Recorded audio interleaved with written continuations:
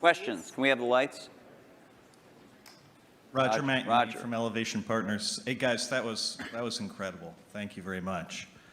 We've got a big election coming up next year. I'm curious if there are any issues that you see in Silicon Valley that we all ought to be focused on communicating effectively to the next potential president of the United States. That is any common ground that we share, because it's weird. You don't actually hear any issues that people are talking about right now. And I'm curious if you guys have any in mind. Well, certainly education is one that I'd put at the top of the list. Are there technological solutions right now that they could do something about, or is that just sort of like? No, technology is going to be helpful and more, but the way that teachers are measured and made excellent, the way that the high schools are designed, the expectations they have, it's not just a pure technology thing. It's more an institutional practice where the opportunity is. And there should be a lot of debate about the different ways of doing that. Steve? Boy, we've got some pretty big problems. And I think most of them are much bigger than anything Silicon Valley can contribute right now to solve. So hopefully some of those will get solved. I also think we underestimate how much all of our industry depends on stability. We've enjoyed a long period of stability, and we've been able to focus on technology and growing our businesses and stuff, and I think we take that for granted sometimes. One of the more interesting areas that we all suffer from, of course, is in the area of energy dependence. And there's a lot of work going on.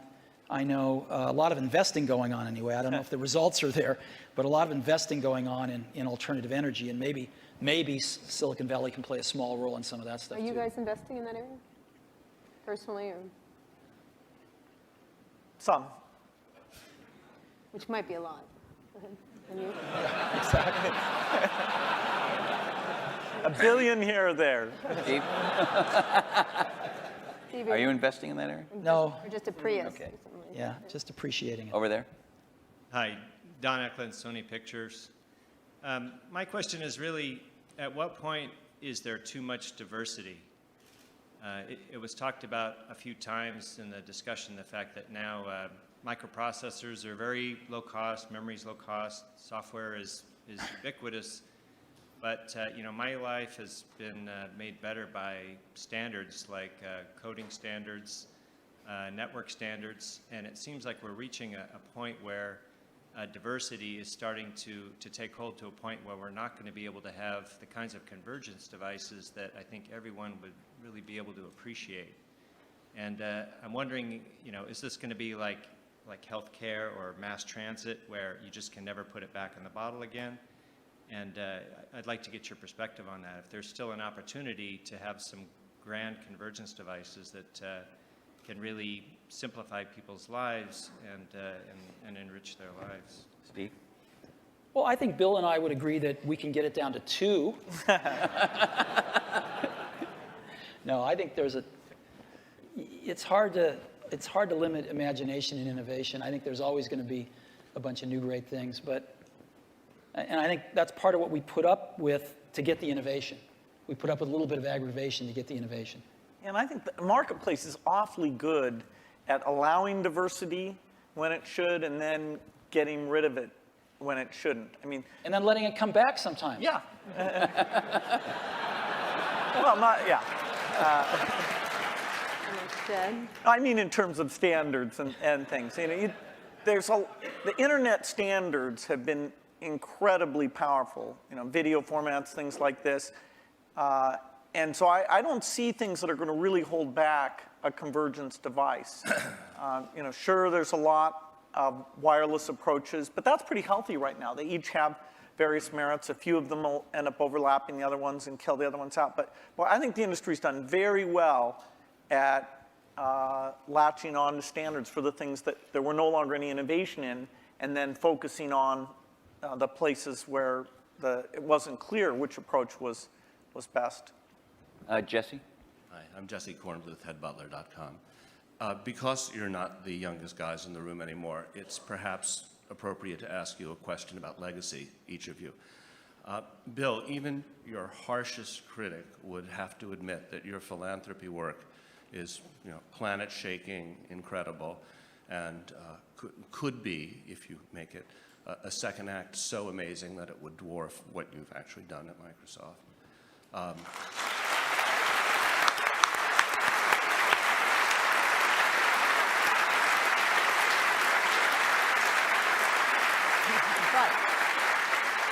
If you had to choose a legacy, what would it be? And Steve, do you look at Bill and you think, gee, that guy is so lucky. He had a company so rich with talent that he didn't have to personally, come in every day and save it. And, I wish I had the opportunity.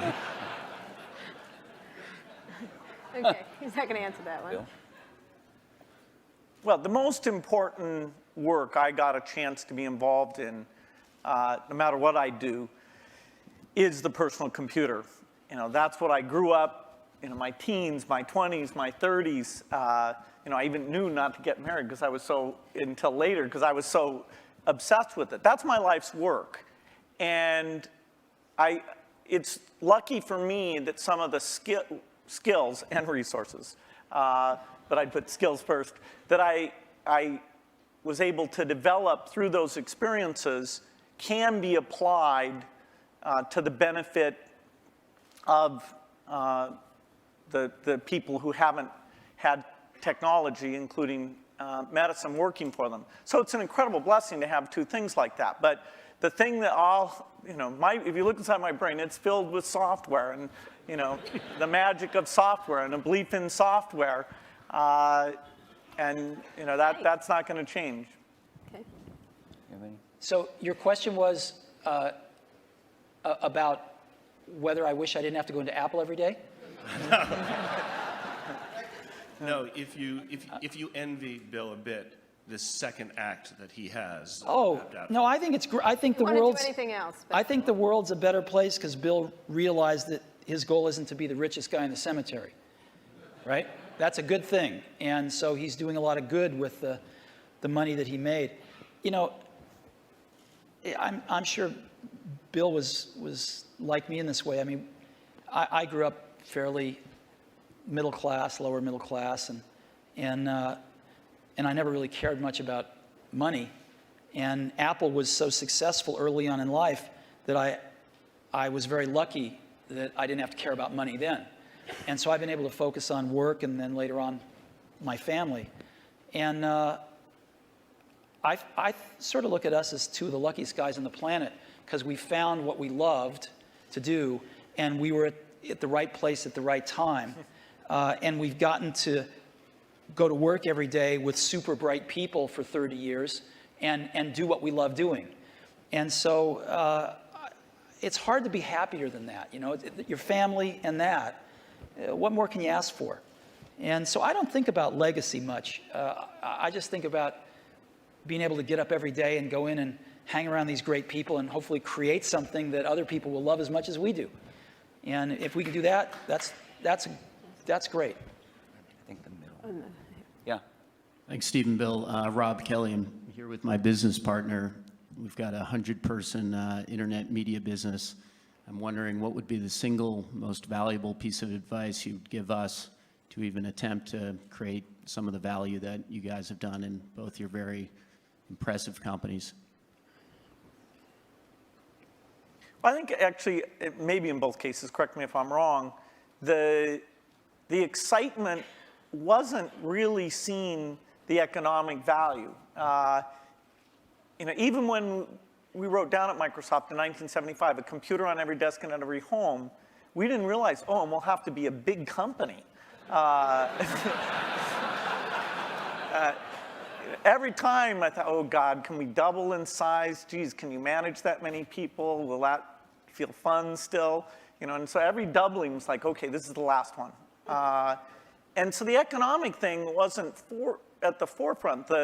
The idea of being at the forefront and seeing new things and things we wanted to do and being able to bring in different people who are fun to work with, eventually with a pretty broad set of skills, and figuring out how to get those people, those broad skills to work well together has been one of the greatest challenges. I've made more of my mistakes in that area maybe than anywhere, but eventually getting some of those teams to work very well together. So it's, I think it's a lot about the people and the passion, and it's amazing that the business worked out the way that it did.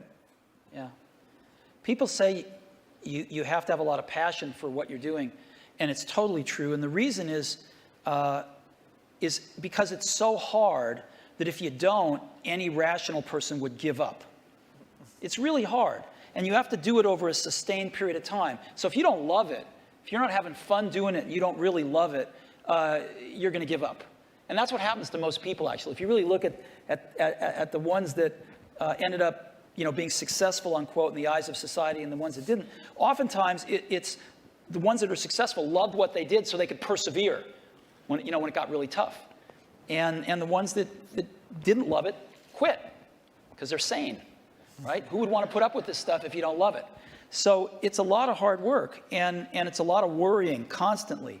And if you don't love it, you're going to fail. So you got to love it. You got to have passion.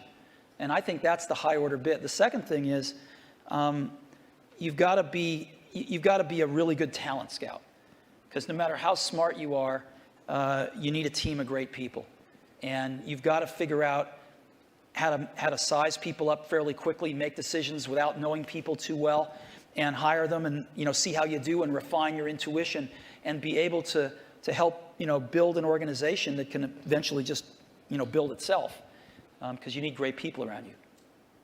Thank you. Liz.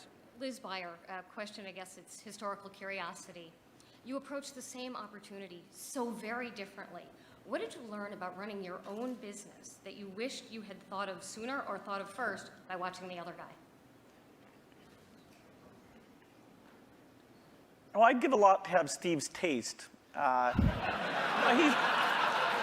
He has natural, not a joke at all. I think in terms of intuitive taste, both for people and products.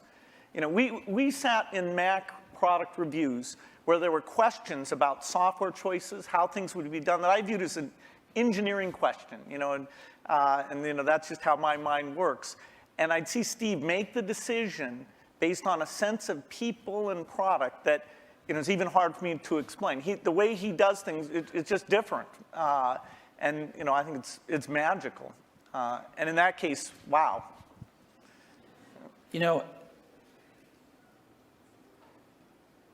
Because Woz and I started the company based on doing the whole banana, we weren't so good at partnering with people. And actually the funny thing is, Microsoft's one of the few companies we were able to partner with that actually worked for both companies. And we weren't so good at that, as where Bill and Microsoft were really good at it, because they didn't make the whole thing in the early days. And they learned how to partner with people really well. And I think if Apple could have had a little more of that in its DNA, it would have served it extremely well. And I don't think Apple learned that until, a few decades later. Last question. Is there? This over here. I'm sorry, over here. Yeah, hi, Charlie Brenner from Fidelity Investments. In our financial services industry, we are focusing very strongly on aging and retiring baby boomers, a huge demographic. We're not that old. Oh, no, I wasn't. The question is different from what it sounds like it's going to be. But most of the innovation that we see coming from computer and internet companies is kind of youth-oriented. And I'm just wondering if there are activities going on in your companies acknowledging what's going to be happening generationally. Not true. I'll give you one example. So we started building in video cameras into almost all our computers a few years ago. And the response by people of all ages, but in particular seniors, has been off the charts, because they're buying these things now, and they're buying them for their grandkids, their sons and daughters with their grandkids, so they can stay in touch with their grandkids, and they're video conferencing more than younger people are. And it's incredible what this has done. So that's just one simple example, but there's like dozens of them that have clicked with seniors that are living independently that want to stay in touch with extended families and do other things like that. Yeah, I think that it's a very good point when you look at the size of the market. And that's partly why it's great that there are all these companies out there who can see, okay, what would you do for seniors? I think natural user interface is particularly applicable here because the keyboard, you know, we're sort of warped in that we grew up using the keyboard, and so it's extremely natural to us. But things like, and that's partly why when we showed the Surface computer, I showed it privately to a bunch of CEOs a couple weeks ago. I was kind of stunned by how blown away they were. But their ease of navigation is just not the same. And when they saw that, the idea that they could organize their photo album, it meant more to them than it did to me. I'll give you another example. We've got a little shy of 200 retail stores now. And one of the things the stores are doing is personal training now. It's called one-to-one. And we are up to now a run rate of 1 million personal training sessions. They last an hour per year. 1 million per year. You only started a little while ago, right? Yeah. We started about a year ago. And we're up to 1 million training sessions a year run rate now. And a lot of those folks, some of them anyway, many of them are seniors. And they're coming in and they're spending an hour learning how to use Office, and they're spending an hour learning how to video conference. And they can basically come in as much as they want, and they can schedule these things throughout a year, and they pay $99, I think, a year for it. And it's been great. Last question. Now the last question over there. We all share a common science fiction experience of the metaverse or the Matrix, where we all could communicate without being in the same place. And by the way, thank you both for providing us the best platform so far to go to chat rooms or to all go to a MySpace. It's a far cry from these things that we see on Star Trek or the holodeck. What kinds of things can you imagine that are partway there that could be much better than the 3-window iChat that we might see in the next 5 or 10 years? Well, I don't think Steve's going to announce his transporter. I want Star Trek. Just give me Star Trek. No, I think short of the transporter, most things you see in science fiction are, in the next decade, the kinds of things you'll see. The virtual presence, the virtual world that both represents what's going on in the real world and represents whatever people are interested in. This movement in space is a way of interacting with the machine. I think the deep investments that have been made at the research level will pay off with these things in the next 10 years. Steve? I don't know. And that's what makes it exciting to go into work every day. Because there's, as we talked about earlier, this is an extraordinarily exciting time in the industry. And lots of new stuff happening. So, I can't even begin to think of what it's going to be like 10 years from now. Great. Thank you so much. No, thank you so much. Right. Thank you so much. It's great. Appreciate it. It's really good. Thanks.